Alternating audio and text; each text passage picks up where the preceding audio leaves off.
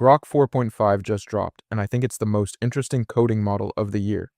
It's fast, it's cheap, it burns a fraction of the tokens its rivals go through, it scores 83.3% on Terminal Bench 2.1, and it does all of that for $2 per million input tokens. And here's the crazy part. Grok 4.5 uses 1.9 million tokens per coding task on the coding agent index, and the next cheapest rival burns through 6.2 million. That's a 3x gap, and it's the difference between running a workflow all day and watching your API bill blow up before lunch. So in the next few minutes, I'm going to walk you through every major claim XAI made about Grok 4.5, put each one against the actual benchmark numbers, and give you a straight answer on whether this thing is worth switching to. If you're paying for a frontier coding model right now, you want to hear this. Alright, so quick intro if you're new here. My name is Brian, and I'm in these tools 12 hours a day so you don't have to be. I go through the benchmarks, I run the models in real workflows, and I tell you what actually holds up. If you've got thoughts on Grok 4.5, or you're already using it in Cursor, drop a comment below. I read every single one. So, here's what's happening right now. The frontier coding model space is genuinely good. Models like Fable 5 and Opus 4.8 are solving real, hard software engineering tasks at rates nobody thought possible 2 years ago. They're fast, they're capable, and for teams with budget, they absolutely deliver. Those models are legitimately strong, and I'm not going to even pretend otherwise. But there's a massive problem. You don't control the cost. Every token you send to a premium model is a tax on your workflow, and when the model burns 7 million tokens per task, that bill compounds fast. You're locked into their pricing, their rate limits, their terms. Grok 4.5 matters because it hands that control back to you. Okay, so let's talk about token efficiency, because this is really where Grok 4.5 makes its case. Token usage isn't just a technical metric. It's the thing that determines what you actually pay per task. If a model solves the same problem using a quarter of the tokens, your costs drop by roughly the same amount. So I ran Grok 4.5 across a bunch of coding workflows, and the numbers on screen tell the story. On the coding agent index, Grok 4.5 averages 1.9 million tokens per task. GPT 5.5 hits 6.2 million, Fable 5 hits 7.2 million, the list goes on. On SWE Bench Pro, Grok 4.5 uses 52,954 output tokens per task, while Opus 4.8 uses 67,020. That's 4.2 times more. Now, I want to be straight about what this means. Fewer tokens doesn't automatically mean better answers. A model can be token efficient and still miss on hard problems. But if you're running hundreds of tasks a week, that 4x difference in token usage is the real number you should care about, not just the benchmark score. Alright, so now let's look at the actual coding benchmarks, because this is where things get a little more nuanced. Token efficiency is great, but you also need the model to actually solve the problem. SWE Bench Pro and Terminal Bench 2.1 are the two numbers most developers are watching right now. So let's see where Grok 4.5 actually lands. Okay, so here's how I break it down. On Terminal Bench 2.1, Grok 4.5 scores 83.3%, basically tied with Fable 5 at 84.3%, and GPT 5.5 at 83.4%. On SWE Bench Pro, it hits 64.7%, which beats GPT 5.5's 58.6%. The harder truth is that Fable 5 scores 80.4%, and Opus 4.8 scores 69.2% on that same SWE Bench Pro, so there's a real gap at the top end. So what does that mean in practice? For most everyday coding tasks, the gap between Grok 4.5 and Fable 5 on SWE Bench Pro is real, but it's not always something you feel. Community reports say it holds level with the top models on a lot of routine work. Where it falls behind is on the genuinely hard, multi-step problems.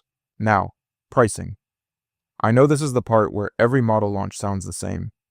Everyone says they're cheaper, everyone says they're more cost-efficient. So I wanted to put the actual numbers on the table and let you decide, because the Grok 4.5 pricing story is genuinely different from what I've seen lately. Okay, I'll be straight. But then I actually tried it and ran the numbers on a real project, and the difference was hard to ignore. Grok 4.5 is $2 per $1 million input tokens, 6 per million output.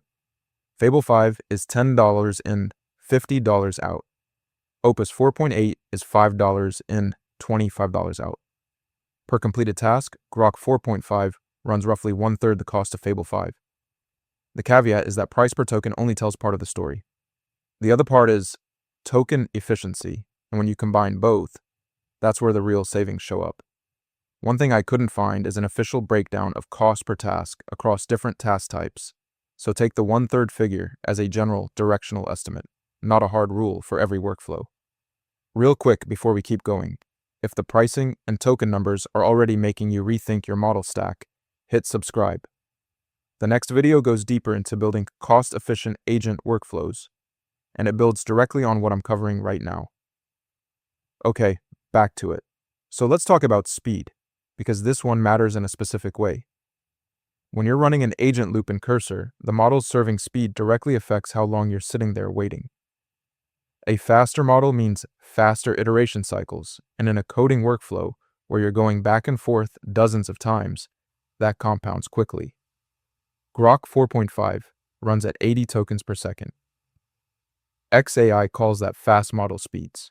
When I tried it on a small automation project, a data pipeline I put together that cost me about 0.40 in API calls, the responses came back fast enough that I wasn't context switching. I was staying in flow. That 80 tokens per second number on screen is the thing to watch. Honest caveat, I couldn't find a direct same harness speed comparison between Grok 4.5 and its rivals, so I can't tell you it's faster than Fable 5 or Opus 4.8 head-to-head. What I can say is that 80 tokens per second, combined with using 4x fewer tokens per task, means your total wall clock time per completed task is likely going to feel noticeably quicker. Okay, the last dimension is professional judgment, and this one's interesting because it's not about code at all. It's about whether Grok 4.5 can handle real knowledge work, the kind of tasks that show up in legal, healthcare, education, and QA workflows. This matters because a lot of teams are using coding models for way more than just writing code.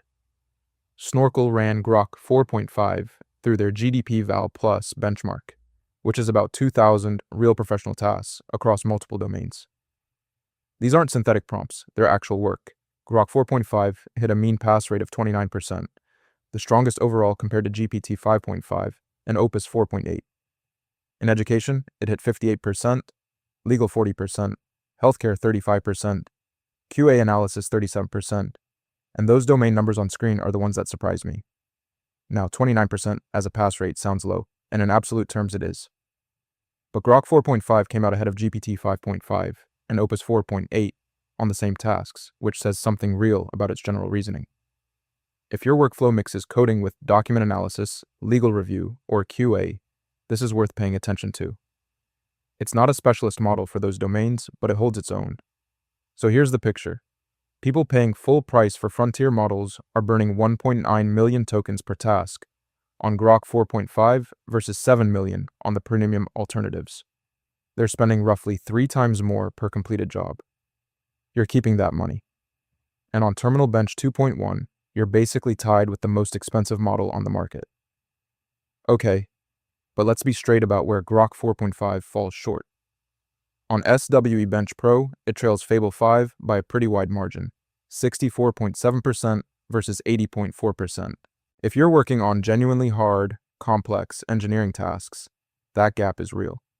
Community reports also say the weekly usage allowances run out in 1 to 2 days, which is a real problem. And yeah, nobody's paying me for this. I have no relationship with XAI. So here's what you should do. First, go to XAI's API page today and check the current rate limits for your tier. The community reported weekly cap issue is real, and you want to know what you're working with before you build around it. Second, pull up your last month of API spend and calculate your average cost per task. That's your baseline number. Third, add Grok 4.5 as a model option in Cursor and run it on 3 tasks you already know the answer to. Not your hardest problems, your medium ones. Watch the output quality and watch your token usage. Fourth, if the token numbers look like what the benchmarks suggest, swap it in for everyday coding tasks and keep the premium model for the hard stuff only. Within 2 years, I think token efficiency is going to be The number developers talk about the way they talk about benchmark scores today. And right now, Grok 4.5 is one of the first frontier class models to make that argument, with real data behind it. 1.9 million tokens per task. That's the number that's going to age well. And the best part, if this was useful, hit like and subscribe. The next video covers how to build cost-efficient agent workflows in Cursor that actually take advantage of models like Grok 4.5. So subscribing right now means you don't miss the part that makes all of this actionable. See you there.